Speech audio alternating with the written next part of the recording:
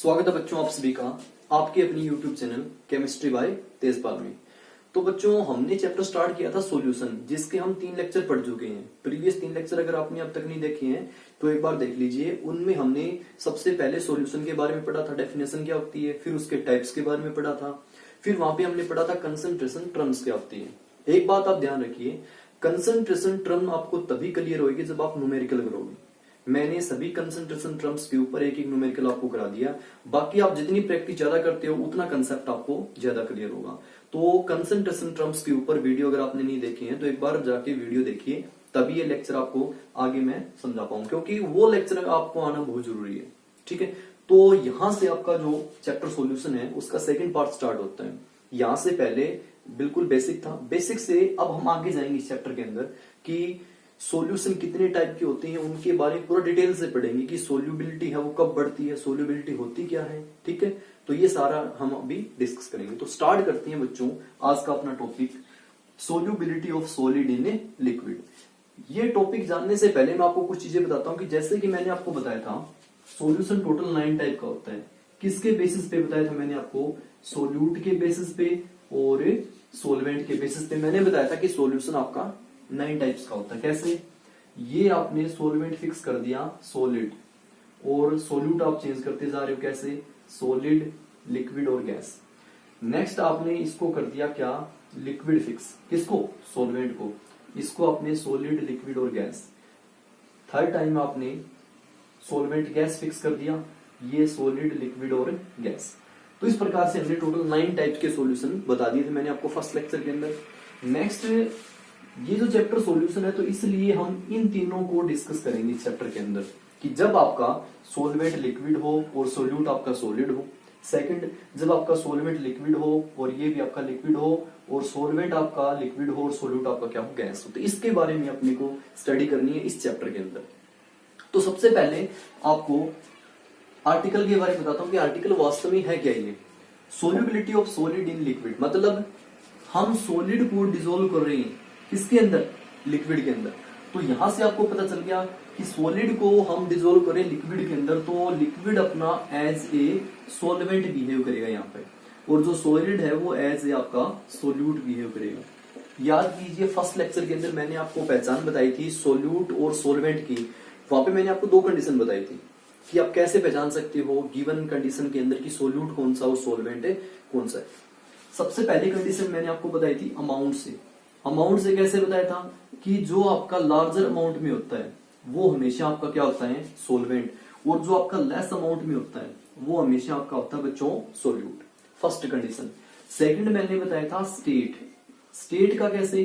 State कैसे बताया था मैंने आपको कि जो हमेशा डिसोल्व करता है वो एज ए सॉल्वेंट बिहेव करता है, और जो डिसोल्व होता है वो हमेशा एज ए सॉल्यूट बिहेव करता है। जहां भी आपको लिक्विड स्टेट दिखे समझ जाना सॉल्वेंट आपका कौन रहेगा? लिक्विड, क्योंकि लिक्विड मोस्ट ऑफ चीजों को अपने अंदर डिसोल्व कर लेता है। तो ये चीज आप ध्यान में रखिए कि जहां भी आपका लिक्विड स्टेट के अंदर होगा, सॉलिड या गैस हो, वो हमेशा लिक्विड के अंदर डिसोल्व हो जाती है। तो ये हमेशा एज ए सॉल्वेंट बिहेव करता है। तो यहां आप समझ गए होंगे तो मैं क्या पढ़ाना चाहता हूं कि जब हम सॉलिड सोल्यूट को डिसोल्व करते हैं किसके अंदर?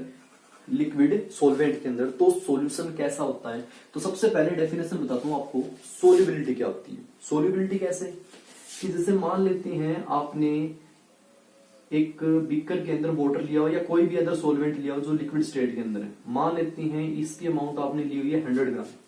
कोई भी एज्यूम कर सकते हैं, मैंने आपको जनरल एग्जांपल के लिए बताया कि आपने मान लेती हैं इस लिक्विड की 100 ग्राम अमाउंट ली हुई है। ऊपर से आप कोई भी सॉलिड ऐड कर रहे हो इसके अंदर, ठीक है, ये आपका सोल्यूट ऐड कर रहे हो आप, और नीचे आपने एज ए सॉल्वेंट क्या लिया हुआ है? लिक्विड। अब आप इसकी अमाउंट धीरे धीरे ऐड कर रहे हो इसके अंदर। मान लेते हैं 5 ग्राम, फिर इसने 10 ग्राम ऐड की, फिर 15 ग्राम, फिर आपने 20 ग्राम। इस प्रकार से आप धीरे धीरे इसके अंदर ऐड करते जा रहे हो और इसको डिसोल्व करते जा रहे हो। होगा क्या कि पहले तो ये सारा का सारा सॉलिड जो आप ऊपर से ऐड कर रहे हो ये भूल जाएगा इसके अंदर, ठीक है, डिसोल्व हो जाएगा अच्छे से। लेकिन आप जैसे से अमाउंट ऐड कर रहे हो एक टाइम ऐसा आ जाएगा जब ये सॉलिड सोल्यूट आपका इस लिक्विड सॉल्वेंट के अंदर डिसोल्व होना बंद हो जाता है। क्यों? क्योंकि इसकी खुद की कैपेसिटी है चीजों को डिसोल्व करने की। हर एक लिक्विड की एक पर्टिकुलर कैपेसिटी होती है सॉलिड को डिसोल्व करने की, उससे आगे एक लिमिट से आगे वो डिसोल्व नहीं कर सकता। तो यहां से इस सॉल्वेंट की 100 ग्राम अमाउंट के अंदर आपने धीरे धीरे ऐड करना स्टार्ट कर दिया, एक पॉइंट ऐसा है जहां पे ये डिजोल्व होना बंद हो जाता है, वहां पे आप रोक दीजिए। वहां पे आपका जो ये सॉल्यूशन बनेगा ना, इसको बोलते हैं हम सैचुरेटेड सॉल्यूशन। कौन सा सॉल्यूशन बच्चों? Saturated solution. सैचुरेटेड सॉल्यूशन मैं आपको क्यों बता रहा हूं? क्योंकि सोल्यूबिलिटी के डेफिनेशन के अंदर मैं एक वर्ड यूज करूंगा सैचुरेटेड सॉल्यूशन, तो कंफ्यूज मत होना। सैचुरेटेड सॉल्यूशन क्या होता है? मैक्सिमम डिजोल्व्ड सॉल्वेंट, जिसके अंदर आपका सॉल्वेंट है, सोल्यूट है, वो मैक्सिमम अमाउंट में डिजोल्व हो चुका है। किसके अंदर?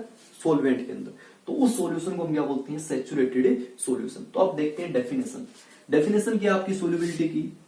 The maximum amount of solute, maximum amount of solute that can be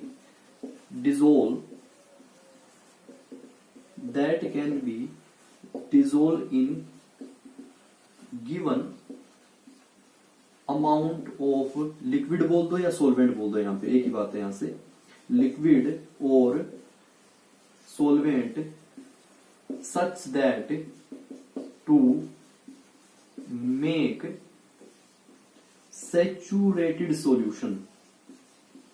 ये आपकी यहां से बच्चों सोल्यूबिलिटी की डेफिनेशन कंप्लीट होती है। देखिए मैंने डेफिनेशन क्या लिखी है? The maximum amount of solute, कि सोल्यूट की ज्यादा से ज्यादा अमाउंट, मैंने आपको अभी बताया कि सोल्यूट की ज्यादा से ज्यादा amount that can be dissolve in, जो डिजोल्व हो सकती है किसके अंदर?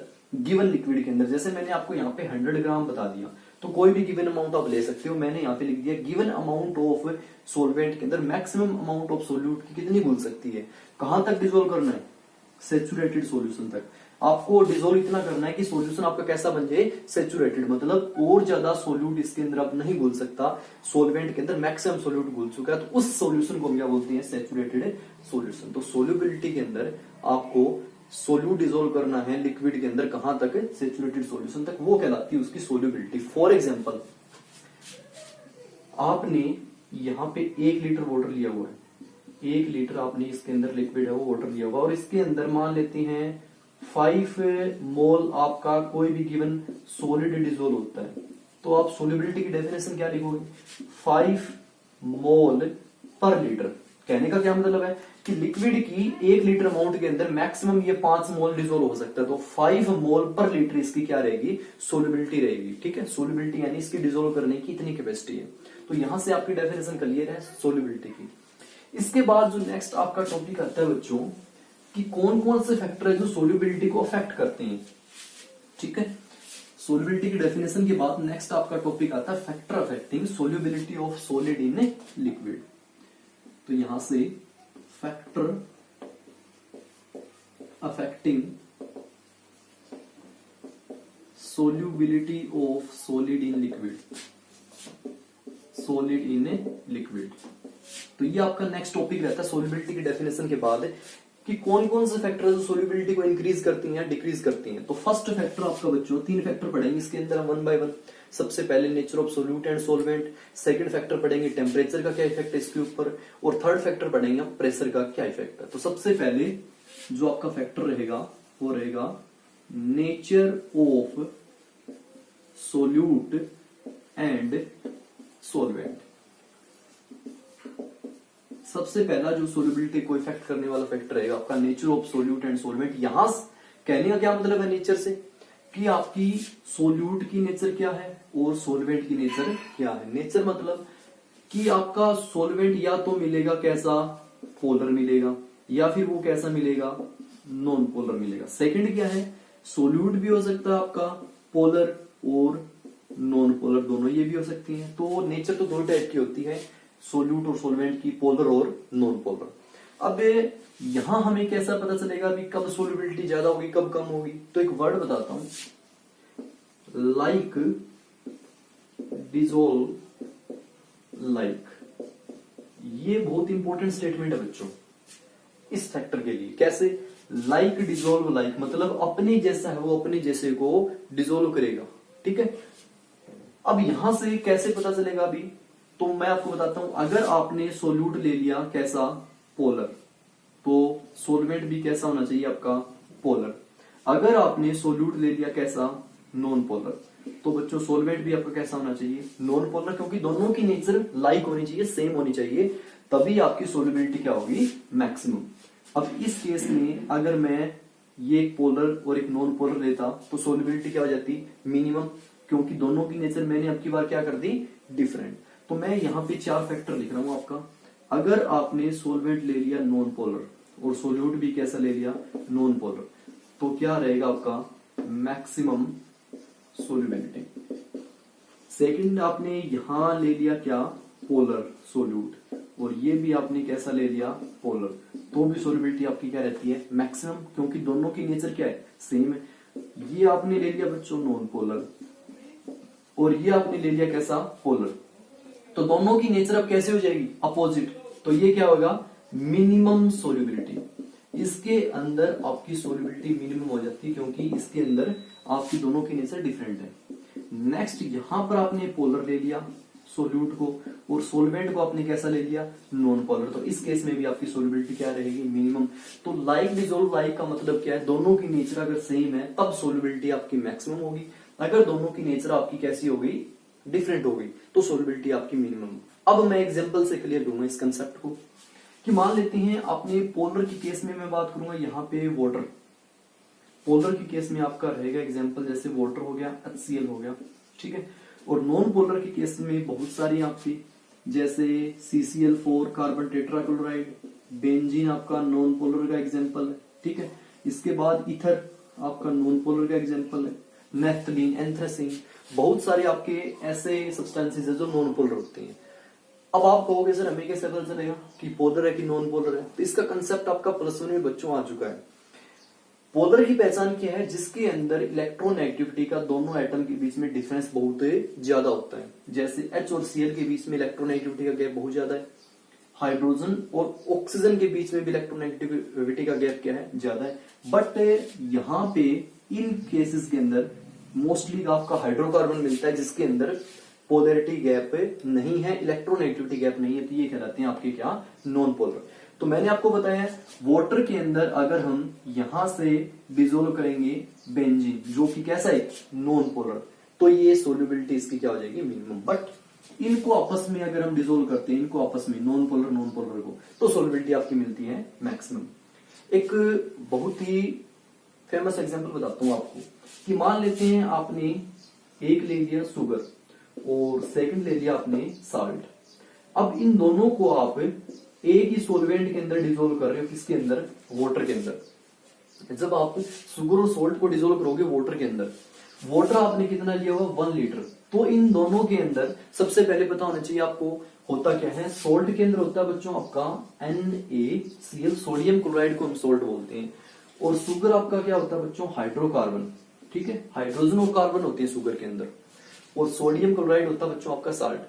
तो वाटर मैंने आपको अभी बताया था कैसा होता है, पोलर नेचर का होता है, ठीक है। साल्ट कैसा होता है आपका, polar, but in this case it is less polar बोल दीजिए, ऑलमोस्ट नॉन पोलर होता है आपका ये कौन, शुगर।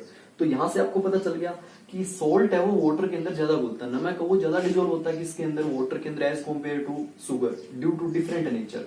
वाटर कैसा है, पोलर है, साल्ट कैसा है, पोलर है, सेम नेचर है, सोल्युबिलिटी कितनी होगी, मैक्सिमम। डाटा बताता हूं आपको, एक जो साल्ट है आपका ये ऑलमोस्ट 5.3 ग्राम पर मोल डिजोल्व होता है आपका, ठीक है, moles per litre, moles per litre, मतलब अगर आपने 1 लीटर वाटर लिया हुआ तो उसके अंदर 5.3 मोल साल्ट के डिजोल्व होते हैं। But in case of sugar 3.8 मोल पर लीटर, शुगर जो है वाटर के अंदर 1 लीटर के अंदर ओनली 3.8 मोल डिजोल्व होती है। तो इस डाटा से आप समझ सकते हो कि नेचर के ऊपर कैसे डिपेंड करती है सोल्युबिलिटी आपकी। सेम नेचर है, सेम नेचर है तो सोल्युबिलिटी मैक्सिमम, अगर डिफरेंट नेचर है तो सोल्युबिलिटी आपकी क्या हो जाती है, मिनिमम। तो ये यहां से मैंने आपको फर्स्ट केस अच्छे से बता दिया कि सोल्युबिलिटी है वो सोल्यूट और सोल्वेंट पे कैसे डिपेंड करती है। अब आते हैं बच्चों इसके सेकंड फैक्टर के ऊपर, जो कि आपका रहता है टेम्परेचर। टेम्परेचर के ऊपर सोल्युबिलिटी कैसे डिपेंड करती है। तो अगर आप जनरल केस देखना चाहते हो तो इसका जनरल केस नहीं है बच्चों कोई भी कि हम बता सकते हैं कि इंक्रीज होगी या डिक्रीज होगी, ऐसा हम नहीं बोल सकते। इसके अंदर एक मिक्सअप सा कॉम्बिनेशन अपने को देखने को मिलता है। मिक्सअप कैसे, सोल्यूबिलिटी टेम्परेचर इंक्रीज करने के साथ इंक्रीज भी हो सकती है, सोल्यूबिलिटी आपकी टेम्परेचर इंक्रीज करने के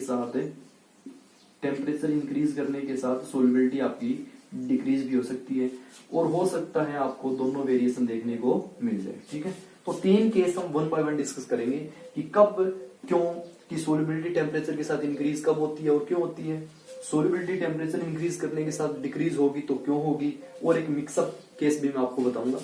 तो 1 बाय 1 डिस्कस करती हैं सेकंड फैक्टर को, टेम्परेचर को।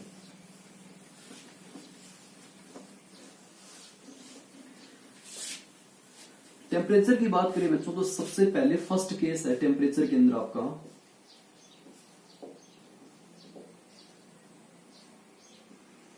सोल्यूबिलिटी इंक्रीज विद टेम्परेचर, कि वो सब्सटेंसेस जिनकी सोल्यूबिलिटी टेम्परेचर के साथ इंक्रीज होती है उनके बारे में सबसे पहले हम पढ़ेंगे।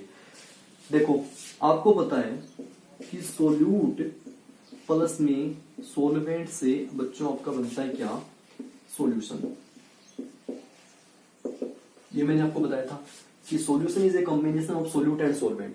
बट जो सब्सटेंस टेम्परेचर इंक्रीज करने के साथ जिनकी सोल्युबिलिटी इंक्रीज होती है ना, उस केस में क्या है कि उनको हीट देनी पड़ती है आपको डिजोल्व करने के लिए। ठीक है, उन सब्सटेंसेस को डिजोल्व करने के लिए आपको हीट देनी पड़ती है। अब अकॉर्डिंग टू ली चिटल प्रिंसिपल, आपने पढ़ा होगा +1 क्लास के अंदर कि ली चिटल प्रिंसिपल था एक, वो क्या कहता है कि जब भी आप किसी रिएक्शन के अंदर कोई फैक्टर ऐड कर रहे हो, मान लेते हैं हम टेम्परेचर के साथ वेरिएशन देख रहे हैं या प्रेशर के साथ वेरिएशन देख रहे हैं, तो जिस भी डायरेक्शन में इक्विलिब्रियम कंडीशन के अंदर, इक्विलिब्रियम कंडीशन है आपकी कि जिस भी डायरेक्शन में आप कोई फैक्टर ऐड कर रहे हो, चाहे आप हीट ऐड कर रहे हो या टेम्परेचर इंक्रीज कर रहे हो या प्रेशर ऐड कर रहे हो, प्रेशर इंक्रीज कर रहे हो, तो रिएक्शन हमेशा उससे अपोजिट डायरेक्शन में शिफ्ट होती है।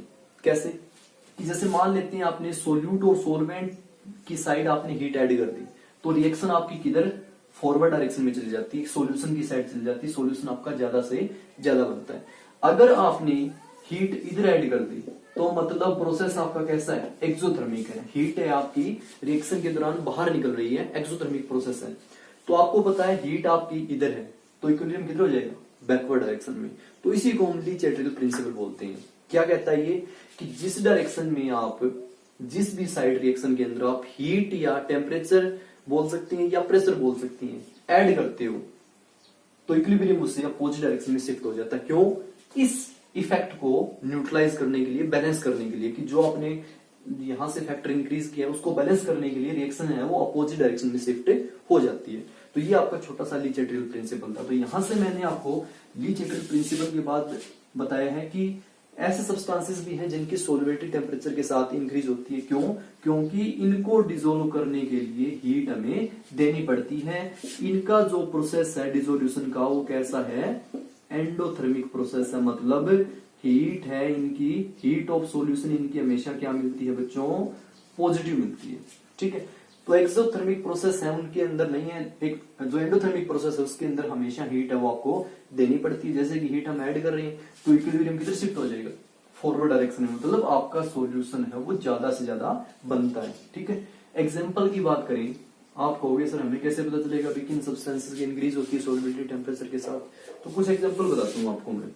जितने भी आपके नाइट्रेट्स हैं, sodium nitrate, potassium nitrate, silver nitrate, ये वो हैं जिनकी सोल्युबिलिटी टेम्परेचर के साथ इंक्रीज होती है। सेकंड आपके क्लोराइड्स हो गए, जैसे sodium chloride, potassium chloride, potassium iodide, ammonium chloride, ये वो कुछ एग्जांपल हैं आपको ध्यान रखनी है। Most of nitrates and chlorides हैं उनकी सोल्युबिलिटी टेम्परेचर के साथ हमेशा इंक्रीज होती है। क्यों, क्योंकि इनको हम एंडोथर्मिक प्रोसेस के दौरान सॉल्यूशन बनाते हैं, इनको हमें हीट देनी पड़ती है सॉल्यूशन बनाने के लिए, इसलिए ये हमेशा टेम्परेचर के साथ इनकी सोल्युबिलिटी इंक्रीज होती है। फर्स्ट फैक्टर यहां से आपका कंप्लीट हो गया। सेकंड जो फैक्टर आपका रहेगा बच्चों वो है solubility decrease with increase in temperature. Solubility decrease with increase of temperature, कि ऐसे सब्सटेंसेस भी आपको मिलते हैं जब आप सॉलिड को लिक्विड के अंदर डिसोल्व करते हो तो उनकी सोल्युबिलिटी है वो डिक्रीज होती है। कैसे कि मान लेते हैं आप सोल्यूट है वो सॉलिड डिजोल्व कर रहे हो किसके अंदर, लिक्विड सोलवेंट के अंदर, और आपने यहां से क्या तैयार कर लिया, सॉल्यूशन। बट इस प्रोसेस के दौरान हीट है वो बाहर निकली है, हीट है वो बाहर निकली है, मतलब प्रोसेस आपका कैसा है, ये एक्सोथर्मिक प्रोसेस है। तो मैंने आपको बताया था ली चिटल प्रिंसिपल क्या कहता है कि जिस भी साइड आप हीट या टेम्परेचर प्रेशर वगैरह कुछ भी ऐड करते हो इक्विलिब्रियम कंडीशन के अंदर, तो रिएक्शन हमेशा उससे अपोजिट डायरेक्शन में शिफ्ट हो जाती है, मतलब ये बैकवर्ड डायरेक्शन में ज्यादा जाएगी फॉरवर्ड के कंपेयर में। और बैकवर्ड डायरेक्शन में आपकी क्या है, सोल्यूट और सोलवेंट है, मतलब वो इकट्ठे नहीं होना चाहते, सॉल्यूशन नहीं बनाना चाहते, वो अलग अलग ही ज्यादा स्टेबल है, मतलब सोल्यूट और सोलवेंट की फॉर्म में वो ज्यादा स्टेबल है, सॉल्यूशन है वो नहीं बनता आपका। तो इस केस में सोल्युबिलिटी आपकी जितना ज्यादा आप टेम्परेचर दोगे उतने ही आपका सोल्युबिलिटी है वो क्या आती है, डिक्रीज होती है, सेपरेट रहेगा, ज्यादा स्टेबल रहती है सेपरेट की कंडीशन में। अब कहोगे सर आप एग्जाम्पल की बात करें तो सबसे पहले जितने भी आपके सल्फेट्स हैं, सोडियम सल्फेट हो गया, सीजियम सल्फेट हो गया, ठीक है, तो ये आपके वो है, जैसे कार्बोनेट्स वगैरह भी एक दो Na2CO3 सोडियम कार्बोनेट जैसे हो गया, तो sodium sulphate, caesium sulphate, sodium carbonate, ये कुछ एग्जांपल वो है जिनकी सोल्युबिलिटी टेम्परेचर के साथ हमेशा क्या होती है, डिक्रीज होती है। क्यों? क्योंकि जब आप किनको इन सोल्यूट्स को, सॉलिड सोल्यूट्स को डिसोल्व करते हो लिक्विड के अंदर, तो इनमें हीट है वो बाहर निकलती है, एक्सोथर्मिक प्रोसेस है ये, इसलिए सॉल्यूशन है वो कम से कम बनता है, और सोल्यूट और सॉल्वेंट अलग अलग रहना ज्यादा पसंद करते हैं, ज्यादा स्टेबल होते हैं। तो ये बच्चों यहां से हो गया टेम्परेचर का आपका सेकेंड फैक्टर। अब आता है आपका टेम्परेचर का थर्ड फैक्टर, जिसको हम बोलते हैं मिक्सअप, ठीक है। Third factor, neither increase nor decrease, neither increase nor decrease, मतलब सोल्युबिलिटी का कोई एक डायरेक्शन में इफेक्ट नहीं, दोनों आपको इफेक्ट देखने को मिलेंगे, थोड़ा थोड़ा इंक्रीज या थोड़ा थोड़ा डिक्रीज आपको इफेक्ट देखने को मिलेगा। कैसे? जैसे मान लेते हैं आपने सोडियम सल्फेट डॉट डेकाहाइड्रेट, आपने एग्जांपल बताता हूं आपको, सबसे फेमस एग्जांपल आपका, इसका क्या वेरिएशन है टेम्परेचर के साथ, कि जब आप 0 डिग्री से टेम्परेचर इंक्रीज करते हो 25, 30, लगभग 38.2 डिग्री तक जाते हो, तब तक तो इसकी सोल्युबिलिटी है वो इंक्रीज होती है, किसके अंदर, लिक्विड के अंदर। इस सॉलिड सोल्यूट को जब आप लिक्विड के अंदर डालते हो तो स्टार्टिंग में 32.8 डिग्री तक तो सोल्युबिलिटी इसकी इंक्रीज होती है। इस टेम्परेचर से जब आप आगे जाते हो तो इसकी सोल्युबिलिटी एकदम से क्या हो जाती है, डिक्रीज, मतलब यहां से इसके साथ कितने वाटर मॉलिक्यूल है, 10 वाटर मॉलिक्यूल है। जब गर्म करोगे तो वाटर यहां से क्या आएंगे, निकल जाएंगे, तो आपका क्या रह जाएगा, ओनली सोडियम सल्फेट, मतलब ये एनहाइड्राइड सोल्यूट रहेगा आपका यहां से, जैसे आपने टेम्परेचर क्या किया, इंक्रीज। बट अगर आपने 32 से लो टेम्परेचर वापस डिक्रीज करना स्टार्ट कर दिया तो सोल्युबिलिटी फिर से क्या होती है इनकी,